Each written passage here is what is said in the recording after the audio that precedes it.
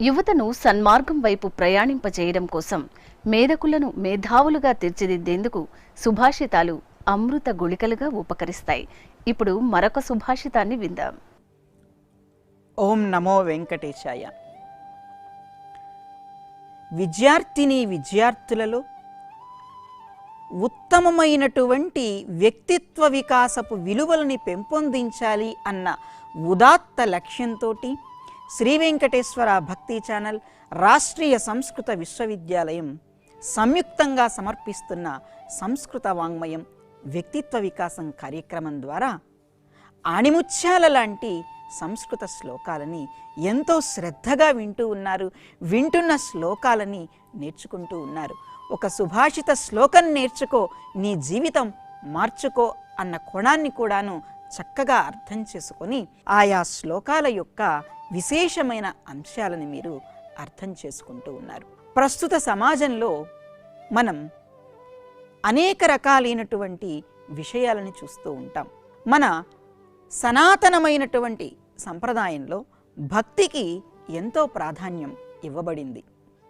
భక్తి ఏంటండి? భక్తి అంటే సేవ చేయటం భక్తి.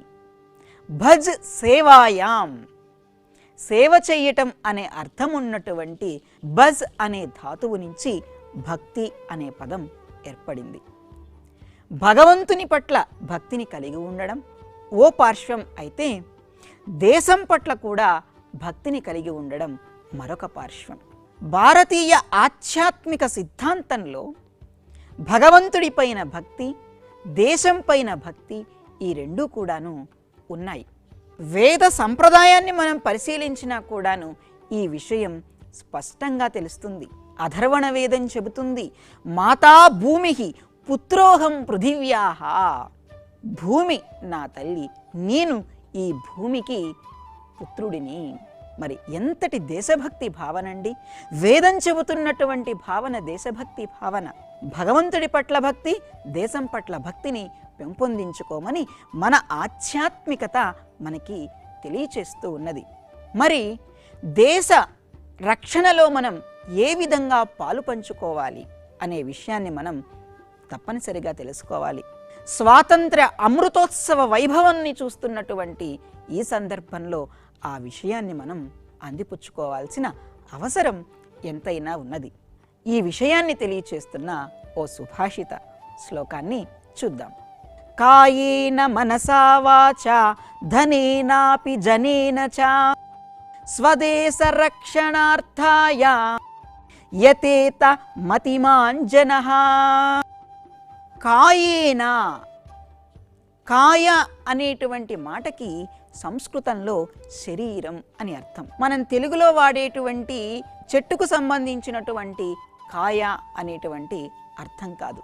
ఇక్కడ కాయేన అంటే శరీరం చేత, అలాగే మనస మనస్సు చేత, వాచ మాట చేత. ఎందుకు చెబుతున్నారండి ఈ మూడు అంటే, మనకి సంప్రదాయంలో చెప్పారు త్రికరణ శుద్ధి, మనోవాక్కాయ కర్మలు అని చెప్పారు. భక్తి గురించి చెబుతున్నప్పుడు కూడా భాగవతంలో పోతన గారు అంటారు, తను హృద్భాషల సఖ్యమున్ అంటూ 9 రకాలైనటువంటి భక్తి మార్గాలను చెప్తారు.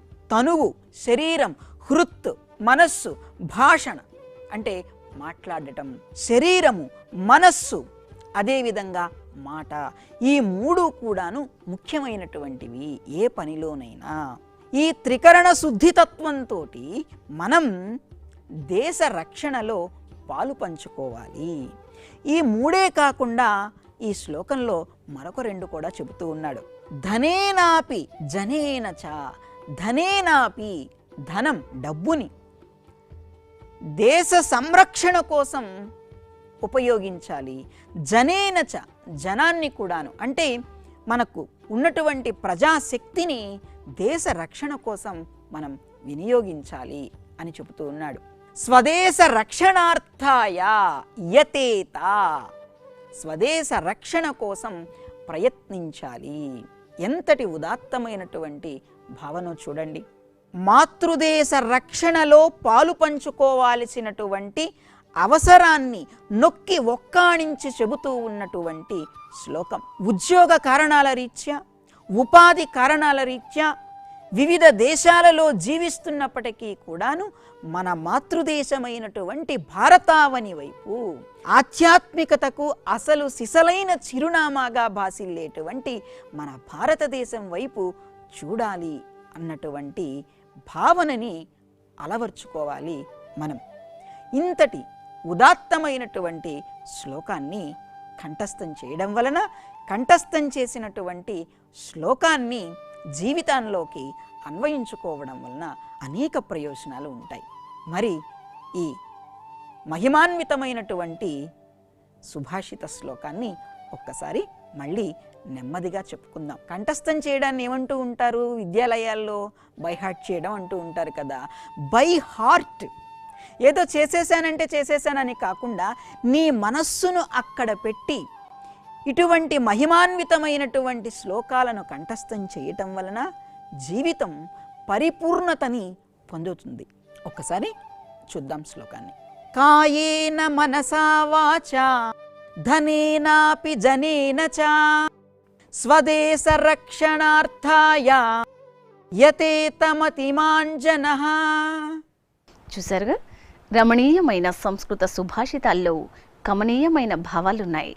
ఉత్తమ వ్యక్తిత్వాన్ని అందించే ఆణిముత్యాల్లాంటి సుభాషితాన్ని గురించి తెలుసుకున్నాం కదా. ఆ సన్మార్గంలో మనము ప్రయాణించాలని కోరుకుంటూ ఓం నమో వెంకటేశాయ.